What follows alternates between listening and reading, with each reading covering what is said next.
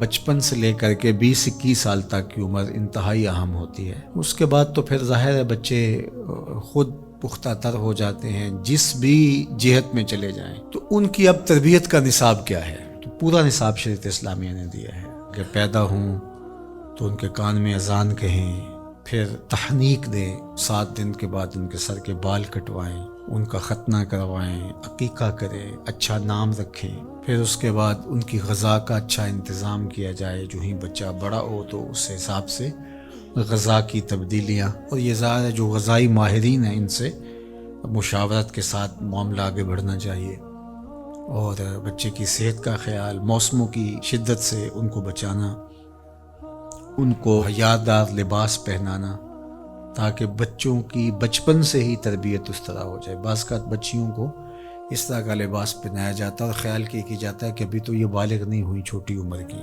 تو چھوٹی عمر سے ہی ان کو جو ہے وہ یہ چیزیں سکھلائی جائیں تاکہ وہ ان کی طبع کے اندر وہ چیز راسخ ہو جائے۔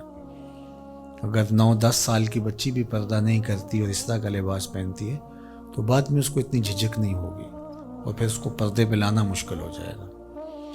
یہ ساری چیزیں جو ہیں وہ بچوں کو شروع سے سکھائی جائیں۔ ان کی فطرت میں یہ چیز ہوتی ہے، اس فطرت کو اجاگر کرنا ہوتا ہے۔ اس طرح 7 سال کا بچہ ہو جائے تو اس کو نماز کی تلقین کرنا، اور 10 سال کا ہو جائے اور نماز نہیں پڑھتا تو اس پہ سختی کرنا تاکہ وہ نماز قاضی ہو، اور جب بالغ ہو جائے تو پھر تو شرن بھی اس کے اوپر واجب ہو جاتی ہے، اب اگر نہیں پڑھے گا تو گناہ گار ہوگا۔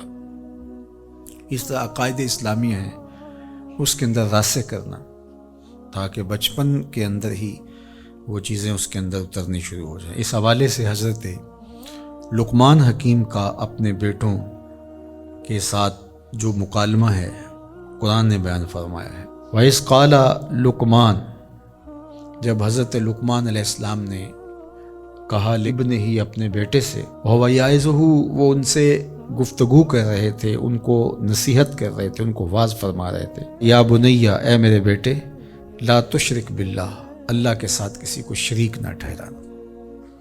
اولاد کی طبع میں توحید کو راسخ کرنا اور انہیں شرک سے اجتناب کرنے کی تلقین کرنا، یہ تمام وصیتوں کی جان ہے۔ چونکہ عقیدہ توحید جب آپ کے سینے میں اتر گیا تو پھر آپ خوف کے مرض سے نجات پا جائیں گے، آپ کے اندر توکل پیدا ہوگا، اللہ کا خوف پیدا ہوگا اور غیر کا خوف دل سے نکل جائے گا، آپ کی طبیعت ریا سے مبرہ ہو جائے گی، خلوص للہیت، یہ چیزیں پیدا ہوں گی۔ تو یہ توحید کا فیضان ہے۔ اور ہم کیا دیکھ رہے ہیں؟ چند ٹگوں پہ لوگ اپنی زندگیاں وار رہے ہیں۔ یہ جو ہاہاکار مچی ہوئی ہے، وہ لوٹ گیا، وہ کھا گیا، یہ کر گیا، وہ یہ کر گیا، آپ اگر دیکھیں اطراف میں پھیلا ہو، یہ معاشرہ انسانی معاشرہ ہے؟ یہ تو حیوانی معاشرہ لگ رہا ہے۔ یہ سارے لوگ ماں باپ کی گود سے تربیت لے کے گزرے ہوئے لوگ ہیں۔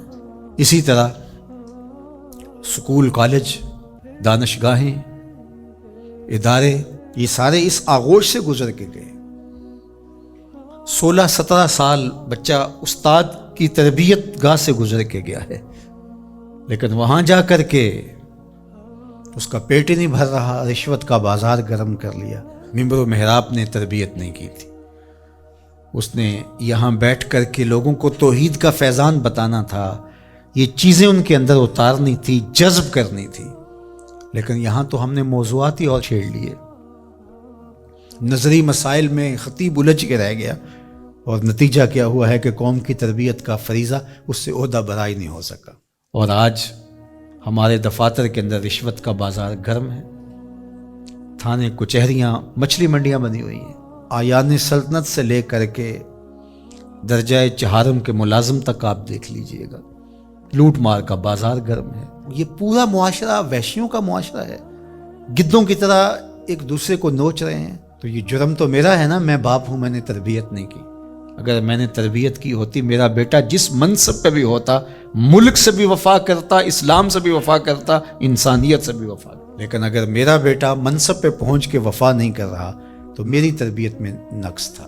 مختلف اساتذہ سے 15-16 سال وہ پڑھ کر کے گیا ہے، ماں باپ کے پاس رہا، اس معاشرے کی آغوش میں پلا پڑا، تو پھر اس کا مطلب کیا؟ پورا معاشرہ کرپٹ ہے نا، یہ معاشرے کا نقشہ ہے۔